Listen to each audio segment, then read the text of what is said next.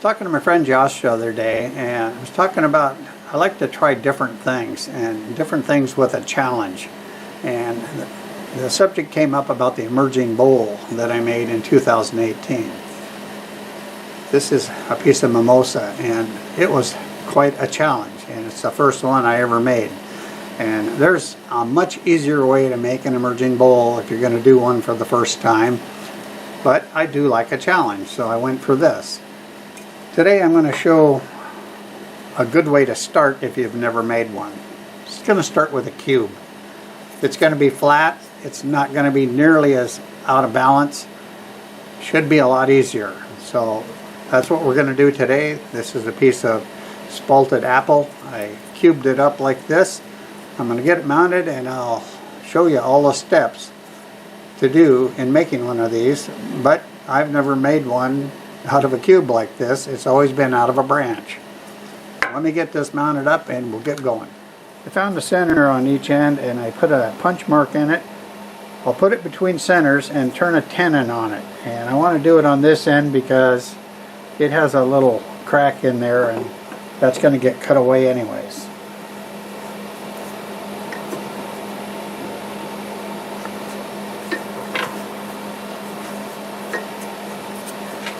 So I just need a little short area here so I can get it mounted in the chuck, and then we can do most of the turning that way until it's time to flip it sideways. Okay, let's see what we can get for RPM. About 900.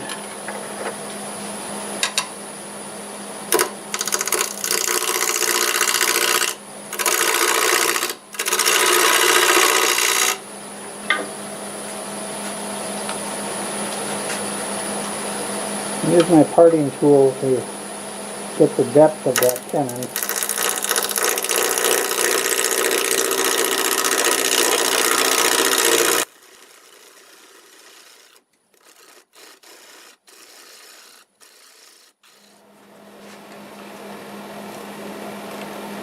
Mark that.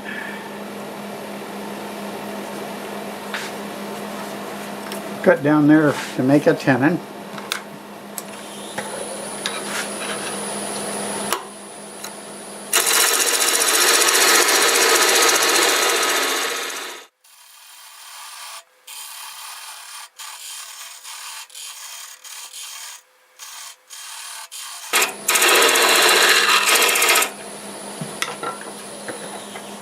That's all going to get cut away. Well, that probably will be just fine. I'm going to get it flipped around and grab it with the chuck.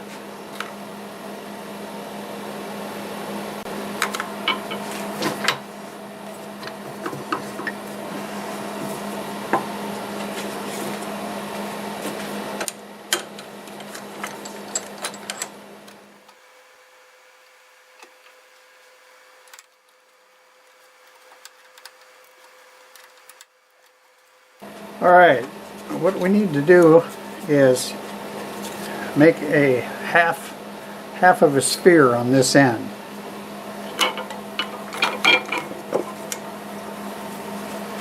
I've made a little wooden template, actually cut it on the laser machine, but you can make this out of cardboard or paper. You just need to lay it out and cut it accurately. I know that I need to get about that far down. If I go too far, that's okay, I've got stock, but probably right about here to begin with. I need to cut that away and make it round. And I will be using my 1/2" bowl gouge for that. At about 1100 RPM.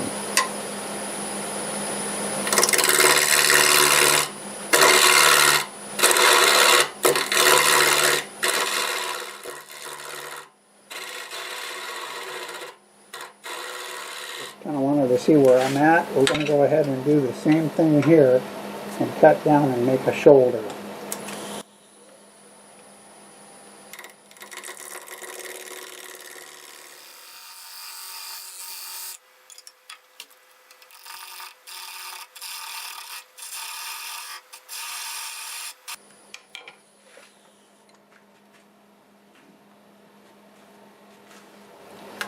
I like to set the calipers slightly larger than the diameter that I am cutting to and make the final adjustment once we get it all into a cylinder.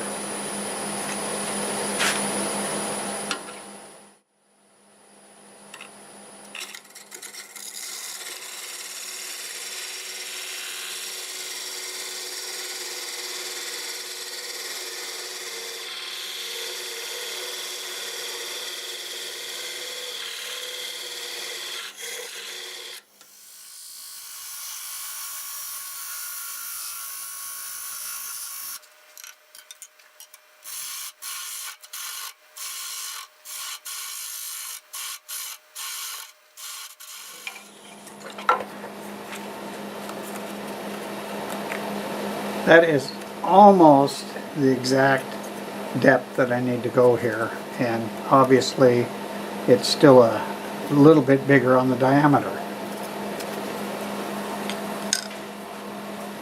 I'm going to go ahead and take maybe another 1/8 of an inch off of here because I'll have a little hole I want to get rid of there.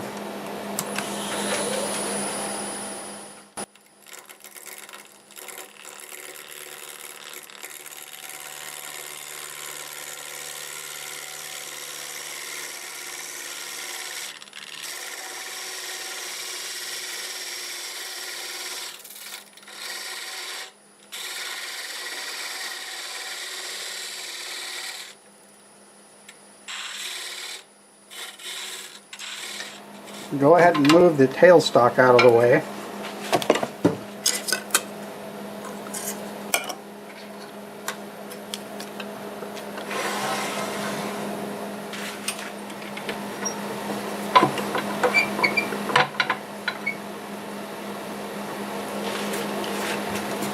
If this was much bigger, I would use math to get it exact, but I think we can freehand cut this. Okay, let's see if we can get a nice little dome on this.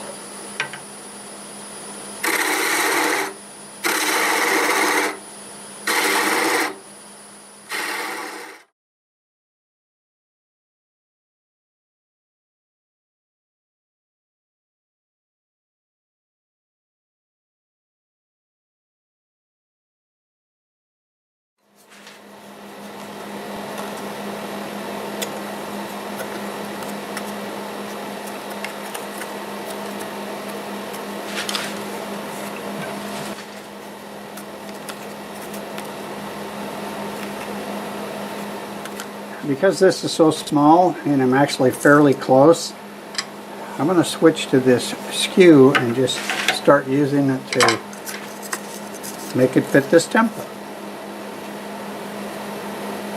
And I am big here, which I want to make sure that I don't go under right there.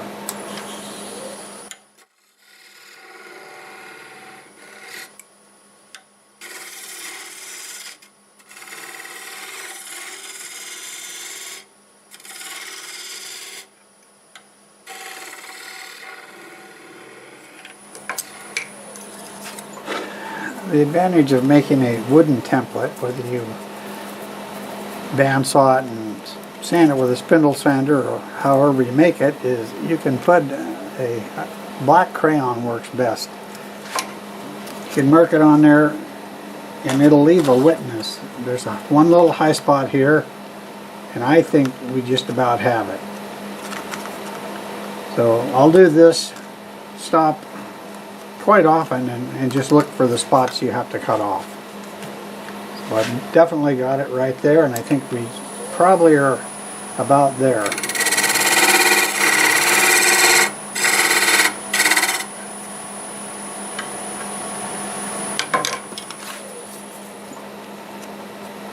Yeah, that is maybe one more spot right here.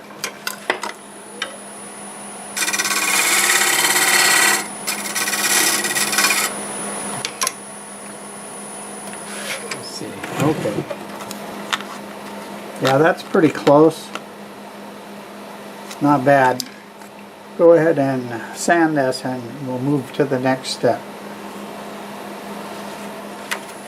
I'm going to go ahead and sand it with one 150 grit.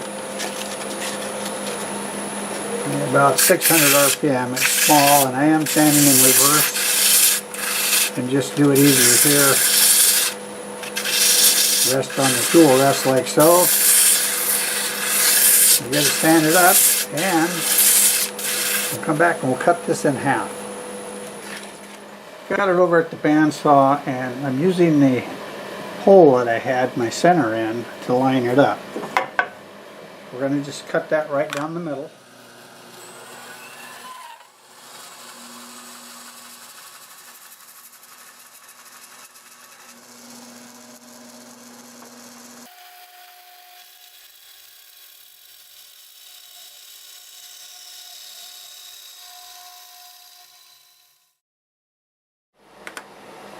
I've set my dividers at 1 inch.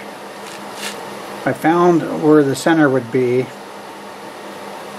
so that it follows that radius.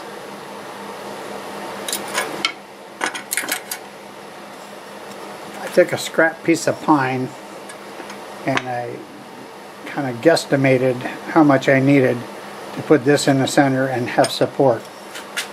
Got a worm screw in the chuck, put a hole in here. We're just going to fasten that up. Couldn't get much easier than doing it this way.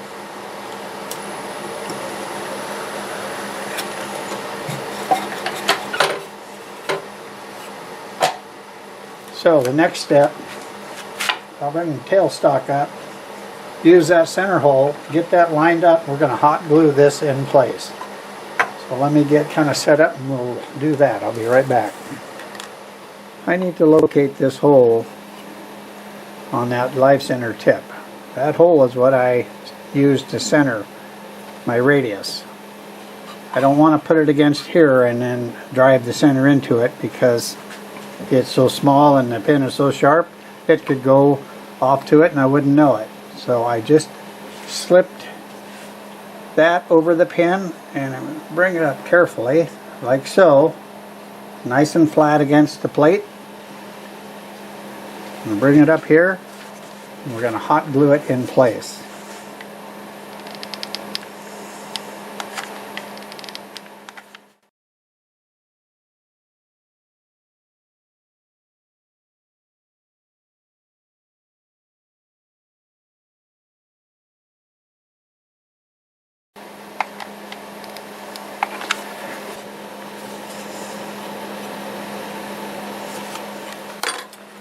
I don't think this needed it, but I put a little counterweight on this side.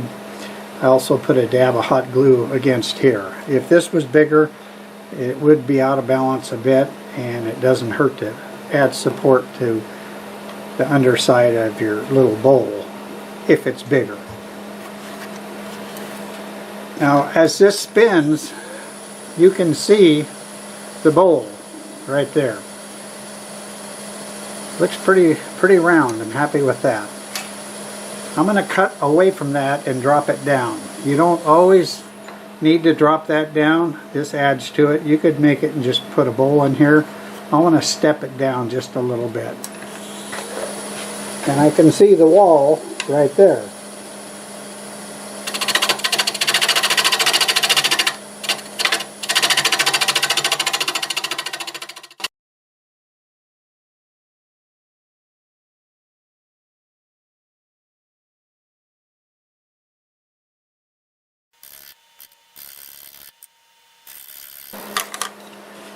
I now want to establish that bowl shape onto this area.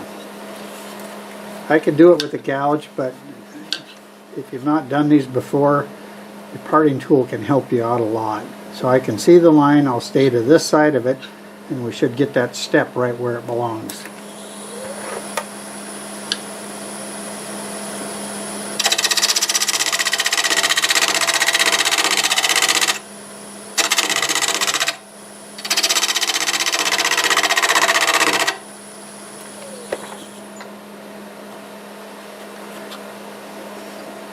That is really close. Actually, it's perfect. So if I went any farther, I'd end up taking some of this down, and we don't want to do that. Now that I see that, go ahead and go a little bit deeper.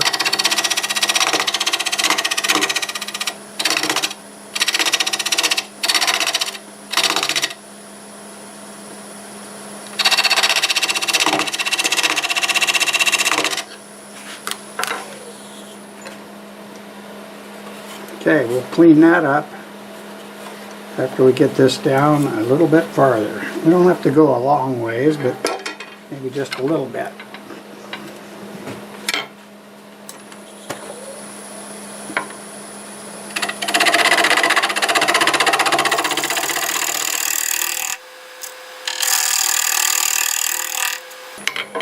All we got to do is cut the bowl out of here and we just about have it.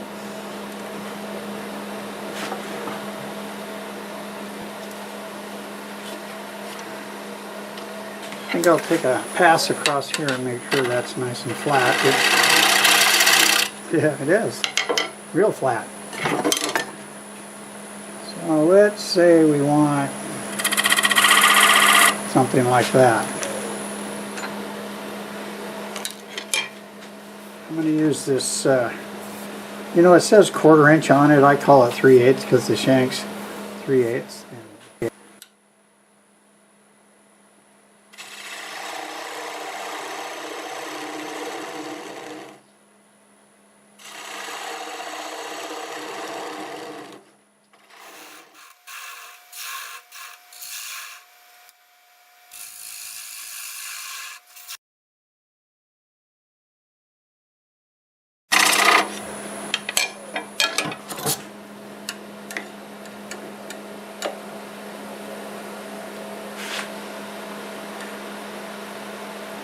Alright, I think just a nice little cleanup cut here and that's going to be fine.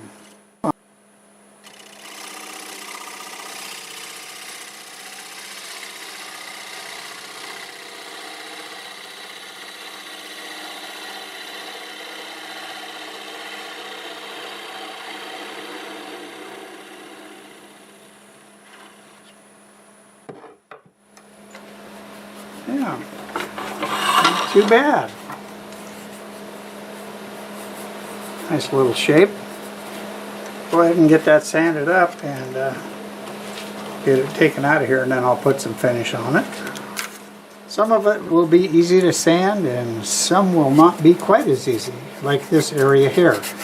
It would be real hard to hold the sandpaper in place to sand this while you have all that airspace coming around, so we're not even going to try that. Just not enough area here to be a problem to sand like this. So I'll do that, and that's almost done. And I can sand the inside with a small piece of sandpaper, 150 grit, like so.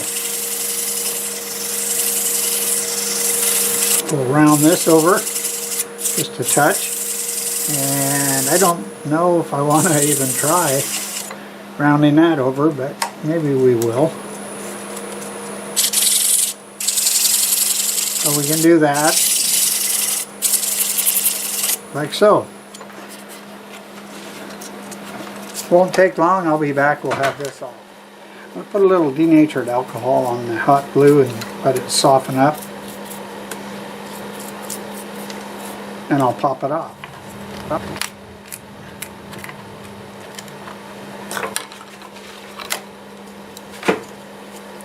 Okay, I'll get this cleaned up and we'll come back and decide what we want to put on for a finish.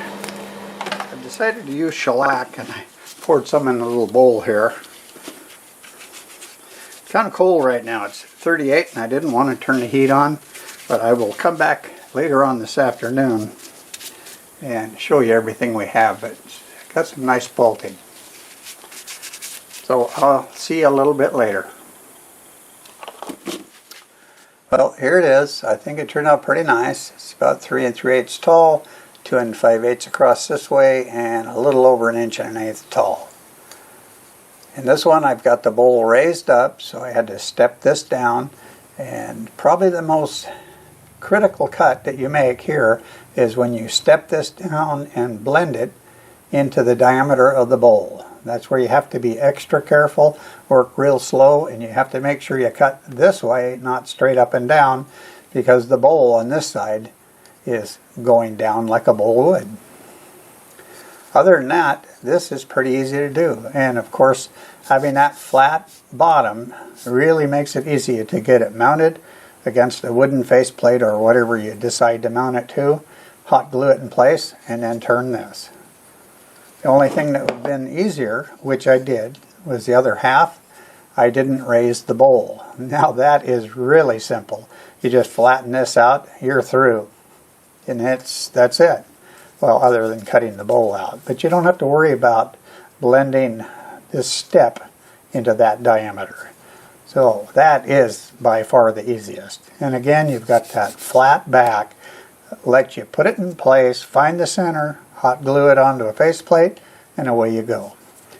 But I never started with one of these, and I've never made one of these except this one. This is the very first one I made, and it's a piece of mimosa.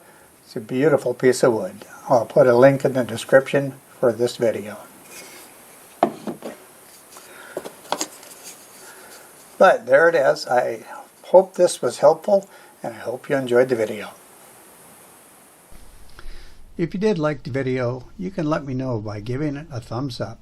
And if you really liked the video, maybe you could share it around so others could see it as well. Also, leave a comment and tell me what you think. I read them all, and I try my best to answer them all. I do all kinds of turn-ins, and if you like what you see, consider subscribing. And for all of you who are subscribed, thank you so much. So till the next time, see you later.